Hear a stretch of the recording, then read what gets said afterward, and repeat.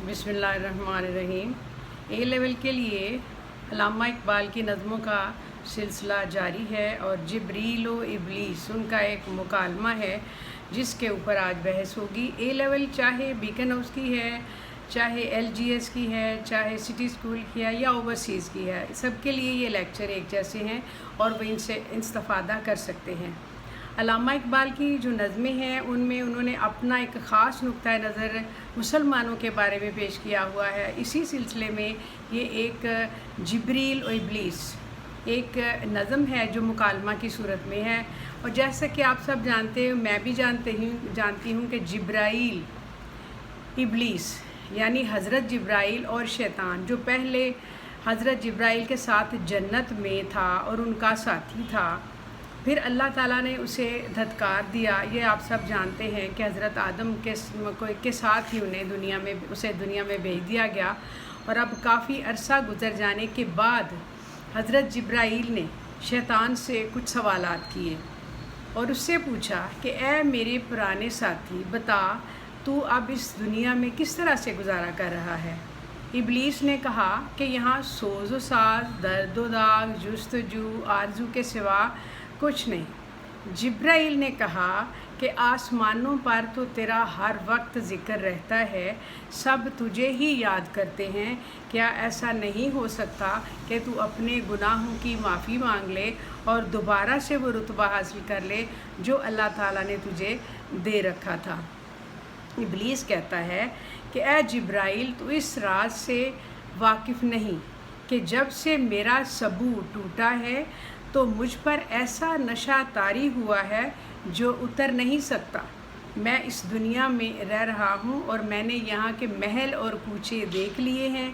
हर तरफ शोर शराबा, शोर व गुल है और चहल पहल है। अब मैं उस दुनिया में नहीं रह सकता जहाँ हर तरफ खामोशी और सुनसानी है और वो सब फरिश्तों की दुनिया है। लेकिन तो उस जहाँ में रह सकता है, अब मेरा वहाँ गुजारा नहीं है। मेरी नाफरमानी के बायस मैं खुदा की रहमत से मायूस हुआ और मेरी मायूसी ही ने कायनात में सोज़ो गुदाज पैदा किया। अब तू ही बता कि मेरे लिए तक न तू बेहतर है या ला तक न तू। अब यही बातें जो थी हो रही थी कि इब्लीस ने फिर कहा कि तूने खुदा का नाफरमान होकर तूने नाफरमानी की और वो बुलंद मर्तबे खो दिए जो नाफरमानी से पहले तुझे मिले हुए थे। और क्या तू कभी इस हकीकत पर भी गौर किया तूने कि तेरी इस इतनी बड़ी गलती से बाकी जो फरिश्ते थे उनकी क्या इज़्ज़त रह गई। इब्लीस ने कहा, मैंने नाफरमानी की जुर्रत की, इसी जुर्रत की बदौलत खाक के पुतले में यानी इंसान में फलने फूलने और तरक्की करने और अपने लिए रिज़्क़ पैदा करने और मुस्तकिल ज़िंदगी में जद्दोजहद करने का एक ज़ौक़ व शौक़ पैदा हुआ। और मैं फितने भी उठाता हूँ और अक्ल व दानिश का ताना बाना यही है।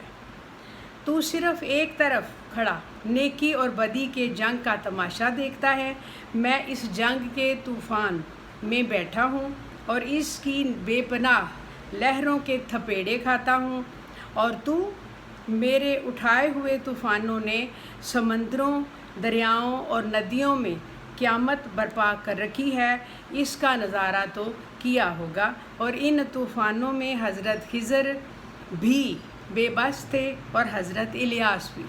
अगर कभी बारगाह इलाही में, शैतान कहता है कि अगर कभी बारगाह इलाही में ख़ास हाज़री का शरफ़ हासिल हो तो मेरी तरफ़ से पूछना कि किसके लहू ने बनी नौ इंसान की सरगुज़श्त रंगीन की।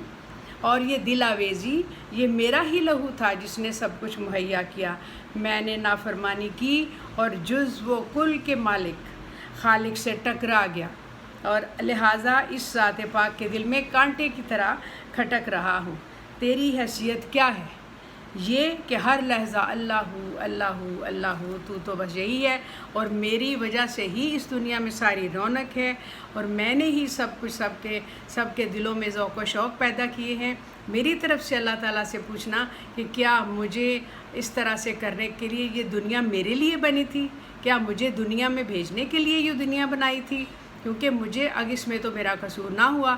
شیطان یہاں بھی ایک تکبر سے کام لیتا ہے، جیسا کہ اس نے پہلے ایک تکبر سے کام لیا تھا جب اس نے حضرت آدم کے ساتھ سجدہ نہیں کیا تھا اور انہیں راندہ درگاہ ہوا تھا۔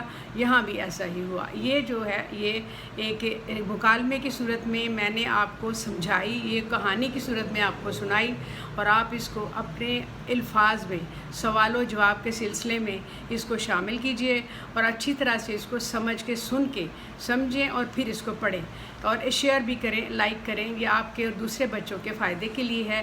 انشاءاللہ نیکسٹ ٹائم جو اگلی نظمیں ہیں ان کا ترجمہ، ان کا تشریح، بحث، جو کچھ بھی لیکچر ہوگا وہ پیش کیا جائے گا۔ شکریہ۔